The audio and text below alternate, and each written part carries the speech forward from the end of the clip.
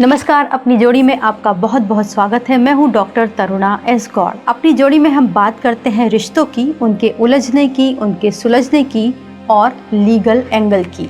आज एक बहुत ही संवेदनशील मुद्दा है जो आपके दिल को भी झकझोर कर रख देगा। पल्लवी को अचानक अपने शरीर पर एक सरसराहट महसूस हुई। घबराकर उसने आंख खोलकर देखा तो वो उसके अंकल का हाथ था। वो सोने का नाटक भी कर रहे थे, लेकिन 8 साल की पल्लवी को एहसास हो रहा था कि कुछ तो गलत हो रहा है। सुबह उसने अपने अंकल की ओर देखने की हिम्मत तक नहीं की। शेम और गिल्ट का भाव उसे समझ ही नहीं आ रहा था। बस उसे इतना समझ आया कि गलती उसकी है। उसके बाद ये सरसराहट हर रोज की बात बन गई। हर घर इंसान के लिए सबसे सुरक्षित जगह होती है, खास तौर से बच्चों के लिए। उनके बड़े उनके लिए प्रोटेक्शन की सबसे बड़ी शील्ड होते हैं।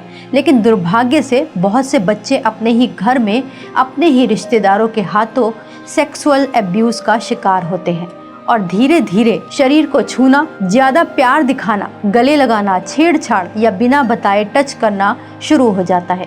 बच्चों को समझ नहीं आता उनसे बचकर कहाँ जाएं, कहें तो किससे कहें, कहीं उन्हें जज तो नहीं किया जाएगा। लेकिन अगर आपके साथ भी ऐसा हो रहा है तो घबराएं नहीं, गलती आपकी बिल्कुल भी नहीं है। हो सकता है आपने किसी को बताने की कोशिश की हो और आपसे ये कहा जाए कि बेटा ऐसा कुछ भी नहीं है, अंकल तो बहुत अच्छे हैं, आपको बहुत प्यार करते हैं, और अंकल इस बात का लगातार फायदा उठाते जाएं। मैं आपको मेघना दिनेश की कहानी बताती हूँ। उन्होंने इस विषय पर एक बहुत ही मार्मिक किताब लिखी है अपने जीवन पर। उनका बचपन भी ऐसी ही एक घटना का शिकार था। उन्होंने अपनी किताब में लिखा कि एक नहीं बल्कि 3-4 कजिन ने उनके साथ ये हरकतें की। उनका फर्स्ट ग्रूमर उनके अपने ताऊ का बेटा था। ग्रूमर वो होता है जो पहले बच्चों का भरोसा जीतता है, उसे स्पेशल फील करवाता है, गिफ्ट्स देता है और फिर धीरे धीरे उसे गलत चीज़ों के लिए तैयार करता है। इसे ही चाइल्ड ग्रूमिंग कहते हैं। हो सकता है वो आपके साथ प्यार से ऐसा करता हो या फिर आपको डराता हो, मारता हो, धमकाता हो, लेकिन इतना समझ लीजिए कि आपके साथ गलत हो रहा है और आपकी गलती बिल्कुल भी नहीं है। भारत में 18 साल से कम उम्र के बच्चे या फिर बच्ची के साथ सेक्सुअल टच, उनके गलत फोटो लेना, वीडियो बनाना या फिर उन्हें अश्लील कंटेंट दिखाना, ये सब चाइल्ड सेक्सुअल एब्यूज़ और पॉक्सो एक्ट 2012 के अंतर्गत आता है। ये सीधे सीधे क्रिमिनल ऑफेंस है, बहुत गंभीर अपराध है, चाहे वो कैसा भी रिश्तेदार हो, यहाँ तक कि आपके अपने पिता ही क्यों ना हो। यानी जो आपके साथ हो रहा है वो लव, केयर या फिर प्यार नहीं है, वो एक गंभीर अपराध है और उसका जिम्मेदार वो इंसान ही है जो ये सब कर रहा है, ना कि आप। मेघना की बात बताऊं तो एक समय था जब वो खुद अपने ही घर में सबसे बड़ी दोषी खुद को समझती थी। हर गलती उन्हें अपनी लगती थी। गलती कजिन की थी लेकिन उसके लिए भी वही मार खाती थी।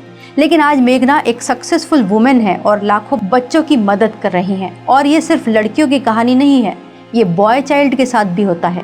ऐसा कई बार होता है, बॉय चाइल्ड भी अपने रिश्तेदारों के सेक्सुअल अब्यूसमेंट का शिकार होते हैं। ऐसे में उनका आत्मविश्वास एकदम धराशाही हो जाता है, मन उनका टूट जाता है, लेकिन वो किसी से कह नहीं पाते। जिसे बताने की कोशिश करते हैं वही उनका गलत फायदा भी उठा लेता है। लेकिन सुनो, हम आपको बताते हैं कि बचना कैसे है। हम आपको एक हेल्पलाइन नंबर दे रहे हैं जिसे आप याद कर लेना। साथ ही ऐसे अंकल से बिना डरे कैसे निपटना है ये भी हम आपको आगे बताएंगे।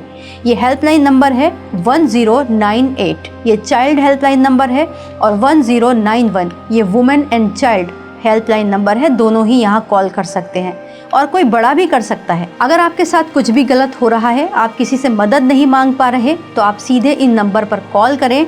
वो आपकी पहचान को हमेशा छुपा कर रखेंगे और आपकी पूरी मदद करेंगे। ये घरेलू हिंसा, ट्रैफिकिंग जैसे मामलों में भी आपकी मदद करते हैं।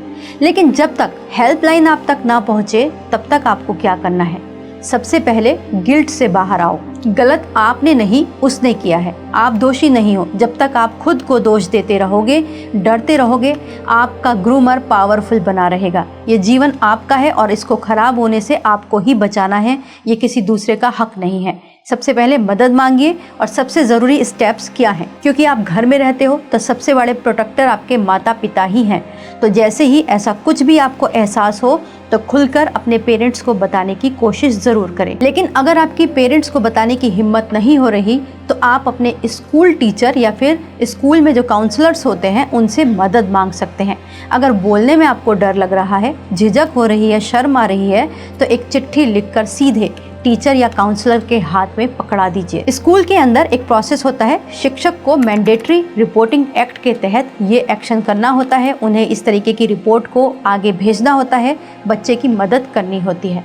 अगर आप टीचर से पहले अपने दोस्त से बात करना चाहें तो वो भी कर सकते हैं, लेकिन क्योंकि आप छोटे हैं तो आपका दोस्त भी छोटा ही होगा, तो इंश्योर करें कि आपका जो दोस्त है वो किसी बड़े को ज़रूर ये बात बता दे ताकि जल्दी से जल्दी आप तक मदद पहुंच सके। और अंत में सबसे इम्पॉर्टेंट बात, डरना बिल्कुल नहीं है, क्योंकि जब आपके ग्रूमर को ये बात पता चलेगी तो वो आपके खिलाफ आवाज़ उठाएगा, उल्टा आपको डराएगा, सारा दोष आपके सर पर डालने की बात कहेगा।